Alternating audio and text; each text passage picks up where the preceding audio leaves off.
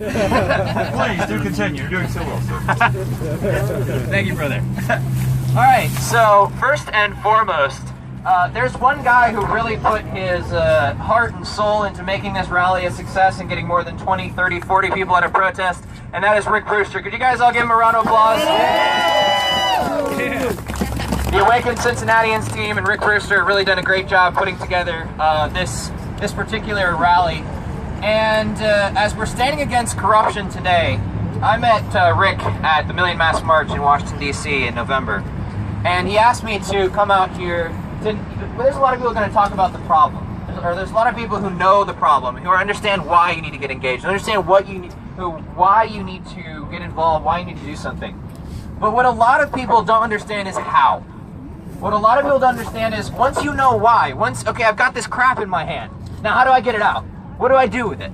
Most people don't understand why. And so Rick had asked me to come down and talk a little bit about what we learned taking on the NDAA, and then with the new organization, the Solutions Institute, which is an activist consulting firm. What we do is we focus on the how-to and the process of making social change through different areas. Justin King is part of Solutions Institute. He'll be talking later about what to do with tear gas. So if you're at a protest, how to defend yourself against tear gas, and what to do if you're tear gassed at a protest. And we'll be having a little bit of a Q&A later. But I want to focus on the particulars of local organizing. So there are three main paradigm shifts that you have to have when you go into politics. And what I mean by go into politics, not run for office. Who really here wants to run for office? Please don't raise your hand. I don't want you to get mobbed. Okay. So I don't mean running for office. I mean getting engaged and keeping the politicians off your back and out of your life. That's what I mean by getting engaged in politics. I mean getting engaged on the local level and preventing them from messing up your life and messing up what you want to do with it. So we're going to talk about three paradigm shifts today. The first shift is access to power. Now when most people get involved in local organizing, get involved in engagement, what's the first thing you're told to do when you want to change things? Come on, you guys know. Hey, Dan. Change it from the inside. That's so hard. It's 50 watts. Oh, wow. Must give me a bigger voice. Hello? Does this work? Yeah. All right, I like that. Okay, I'll eat the mic too. Anyway, so vote and what else? What else are you supposed to do? You're supposed to Change it from the inside. contact your elected officials. There you go. You're supposed to write your representatives. Who's ever done that? How well did that work? Very. You're lucky you get a response. Sometimes you get a cool letter. Form letter back. The secretary will write you back. The secretary will write you back. You're lucky if you talk to the staff. Okay. So obviously one of the things we found is that writing a representative, talking to your representative does not work. Now, what most people do when they talk to or they reach out to their representative is they're working off a paradigm called access. I'm talking about a paradigm called power. This is changing your thinking.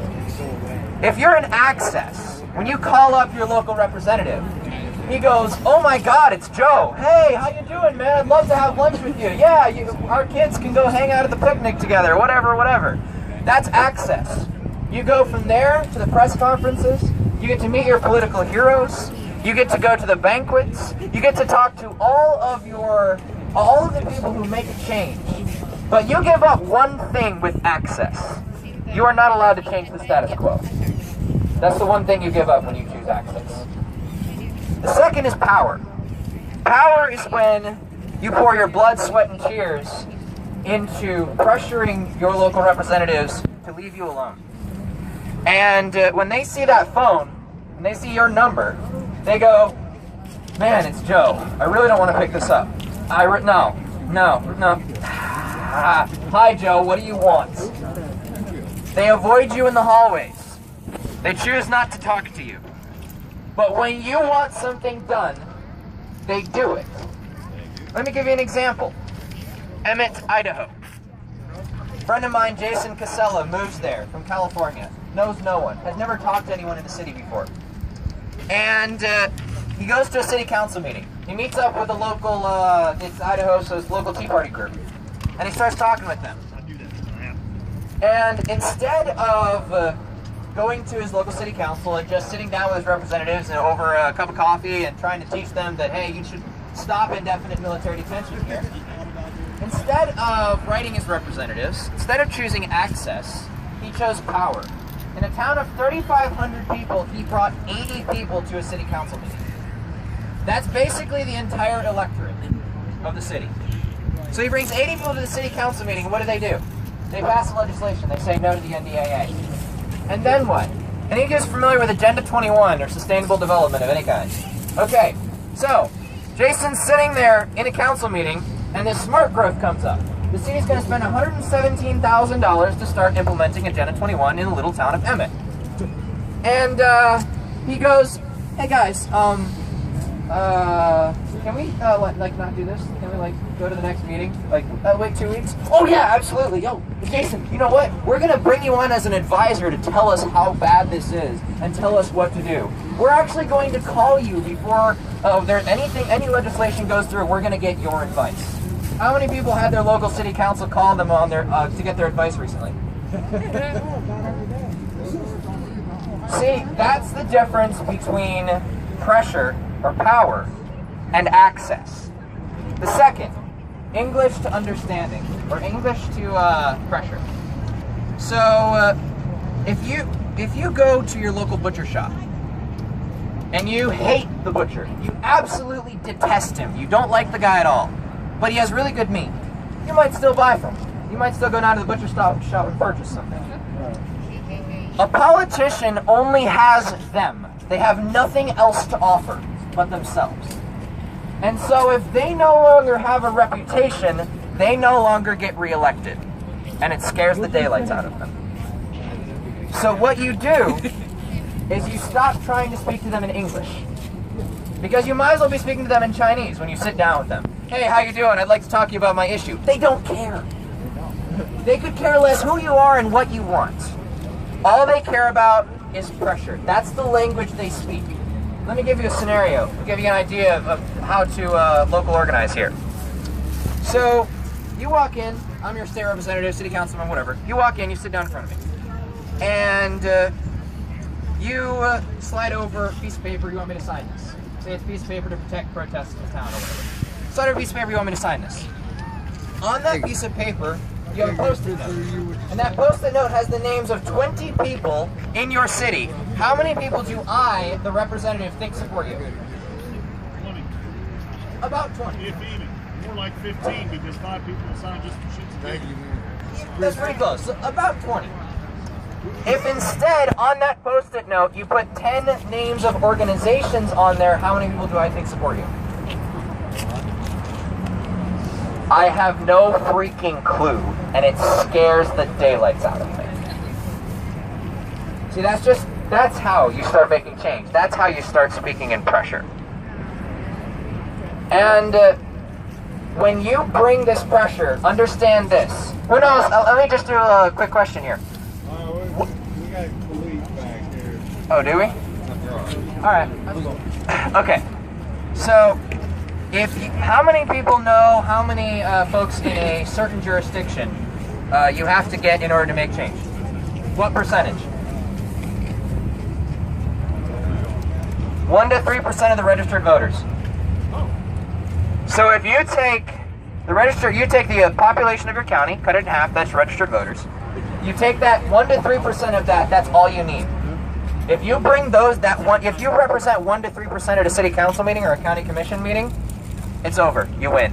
You will win every single time, and people will call you before they go get reelected. People will call you before they go make a decision. So I'm glad we didn't all end up going to jail there. That was nice. But I actually want to illustrate that really quickly. What Justin did was he just went up and talked to the cops and said, "Okay, hey, what's going on here? What are you asking?"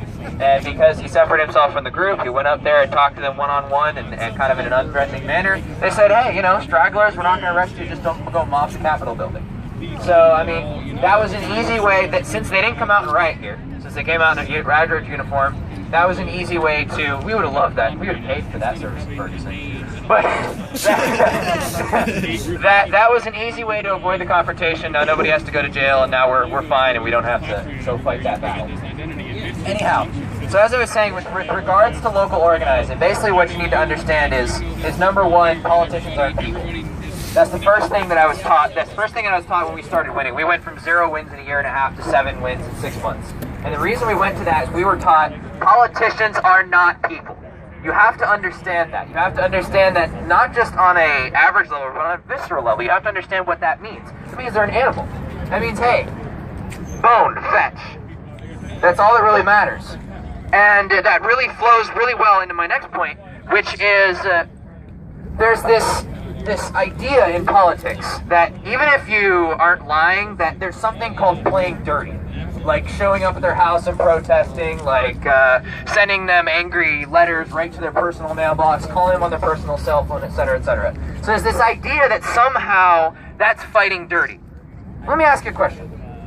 You're in a prison, and the guard keeps beating the prisoner. The guard keeps beating the prisoner, and he's torturing the prisoner, and like Justin's going to be tortured later and waterboarded. So the guard is waterboarding the prisoner, torturing the prisoner, and one of the prisoners goes, "I'm calling you out," and starts writing the guard's name and face on every single prison wall, and the guard's personal cell phone on every single prison wall. Are we going to be mad at the guard, or are we going to be mad at the prisoner? Guard. I would say we would be mad at the guard. And that tells you all you need to know about politics. The one word is reputation. Destroy it. Anybody who faces you, any politician who tries to take your freedom, who tries to take your liberty, do everything you can to destroy their reputation. Here's a fun little idea. The donor lists for every single politician who runs in your state are available publicly on the Secretary of State website. You know what you do? When they're about to pass something that you think you might be able to talk some of the donors into opposing, or the donors oppose, you get their addresses, and you knock on their doors, and you have them call the guy they donated to. Scares them real quick. Wow. I have to use that one. That's one. I'm ready for that one. You can put cartoons in the local newspaper, or editorials in the local newspaper. This is a fun one. We had, and Justin actually did this, but we had, the Solutions Institute was asked to help a group of people in Kodiak, Alaska. They introduced some zoning regulations. Now usually zoning meetings consist of about the commission and 2 tumbleweeds, because nobody bothers with zoning. It's, okay, you get a business license, you get a home license, you get this, that, and the other. Nobody really cares. Usually they're amended one at a time. Well, they tried to introduce an entirely new zoning code and completely wipe out the old one and change everything and not grandfather. So basically, if your fence was 3 feet high, the new zoning code said it was only 2.5 feet high. Well, now you're paying $1,000 a day for that fence. And if you don't pay all of your fines in 90 days, your property will be taken. So it's a fun little zoning code. Nobody shows up to these meetings. Well, Justin wrote a satire in the local paper.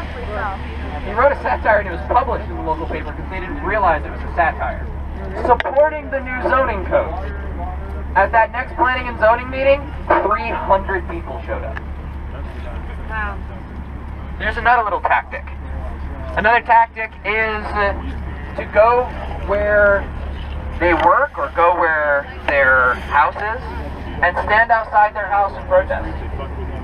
Or every single time they walk around, follow them with a camera and ask them questions.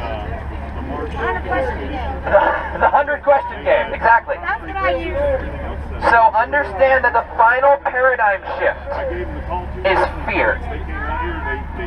What did Thomas Jefferson say? Did he say when the people fear their government, there's tyranny, and when the government sits down with their people over a cup of coffee and talks about the issues, there's liberty? I don't remember that statement. I remember him saying, when the people fear their government, there is tyranny, and when the government fears its people, there's liberty. They have the key. They have the key to violence. They have the key to the police. They have the key to throw you in a cage, and you're playing dance around, I hope I don't offend them. Don't do that. So that's the final paradigm shift. So to recap, the number one word you should take out of this entire speech is reputation. That's what gets them elected, and that's what gets them unelected. And I guarantee you, if you destroy their reputation, they don't just lose an election. They lose their ability to live and stay in that community. They lose their ability to talk to their neighbors without a fight. they lose their ability to live a life that they actually want to live. And that's what you have to do if you want to protect your liberty, if you want to protect your freedom, if you want to keep the politicians off your back. You destroy their reputation, you go after them with everything you've got, and you get 1 to 3% of the registered voters in that area to back you on a certain issue. You get coalitions and coalition groups to back you. You will take over on any issue in any city, in any county. You'll be able to keep the politicians off your back. Thank you. Yeah!